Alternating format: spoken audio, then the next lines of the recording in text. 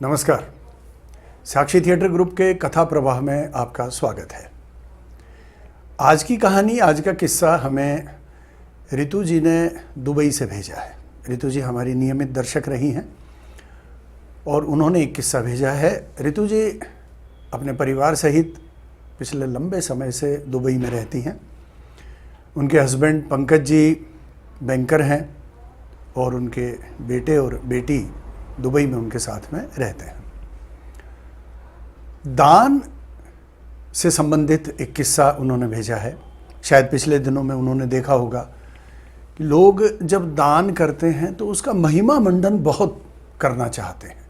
यानी कोई दान ऐसा नहीं चाहते जो चुपचाप हो जाए और किसी को पता नहीं लगे। शायद इसी बात से प्रेरित होकर कोई अच्छा संदेश देने के लिए उन्होंने कहानी मुझे भेजी।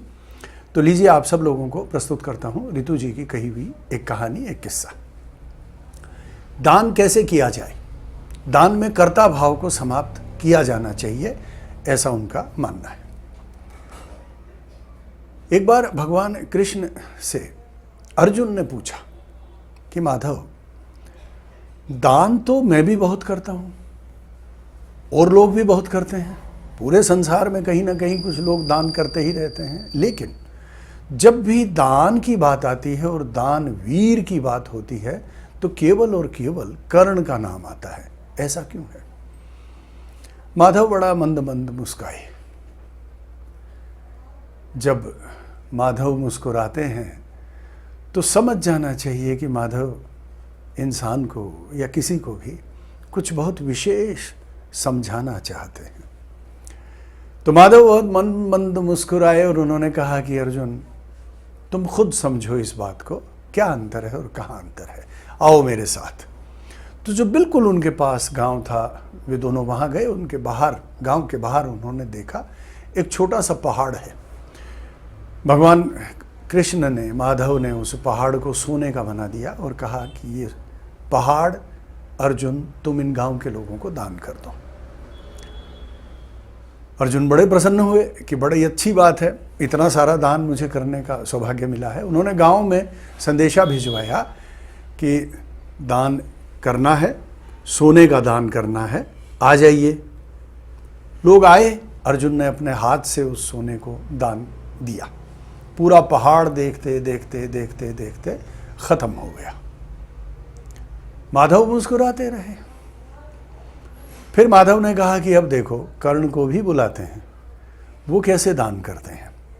उन्होंने पुनः अपनी माया से, फिर से अपनी माया से सोने का पहाड़ रचा और कर्ण को बुलाया। कर्ण से कहा कि हे कर्ण, ये पूरा का पूरा सोना, ये पूरा का पूरा पहाड़ सोने का तुम गांव के लोगों को दान कर दो।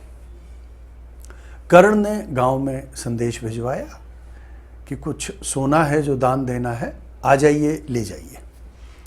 गांव के लोग वहां इकट्ठा होकर आए। कर्ण ने उनको संबोधित होकर कहा, सुनो भाइयों, ये जो पहाड़ आप सोने का देखते हैं, ये पूरा मुझे दान करना है, ये मैंने दान दिया।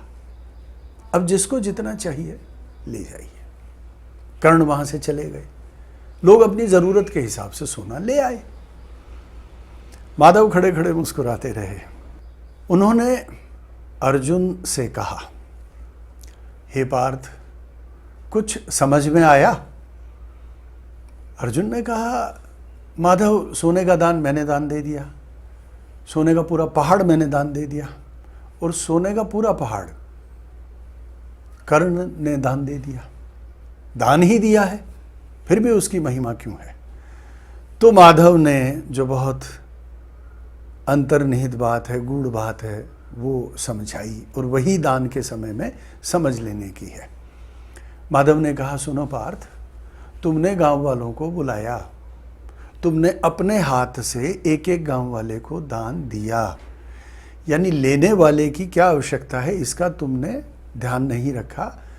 तुम्हारे मन में कर्ता भाव प्रमुख रहा, मैं दे रहा हूं, मैं देना चाहता हूं, मैंने दिया है, इस भाव से तुमने दान दिया, तो किंचित दान की महिमा कम हो गई। जबकि कर्ण ने, जब उसको ये पता है कि मुझे पूरा पहाड़ दान करना है, तो गांव वालों को एकत्रित किया और केवल इतना कहा कि मुझे ये पहाड़ सोने का दान करना है, आपको मैंने दान कर दिया, आप ले जाइए। अब गांव वाले अपनी आवश्यकता और क्षमता के हिसाब से ले गए। दान में ये बात देखने की है। हम देते हैं और देने के साथ में हम अपना कितना महिमा मंडन उसका करते हैं, करवाते हैं, या हमारे अंदर केवल देने का भाव प्रमुख है। हम देना चाहते हैं, हमने दे दिया और फिर हम भूल गए उसे। दान में हमेशा ये बात ध्यान में रखने की है, जब बाएं हाथ से दान किया जाए तो दाहिने को पता न लगे कि हमने कुछ दान दिया है, और जब दायां हाथ दान करता है तो बाएं हाथ को पता न लगे कि हमने कुछ दिया है। दान इस सात्विक और शुद्ध भाव से दिया जाना चाहिए। कथा प्रवाह की आज की कथा यहीं समाप्त होती है। आप लोगों से पुनः भेंट होगी। हाँ, अगर आप लोगों को कोई कथा, कोई कहानी, कोई किस्सा इस कार्यक्रम में पढ़वाना है तो आप लोगों का स्वागत है। आप हमें किस्सा भेज दीजिए, हम आपके नाम से दर्शकों को समर्पित करेंगे। तो आज के लिए इतना ही काफ़ी है। पुनः इस यात्रा में आपसे भेंट होती है। नमस्कार।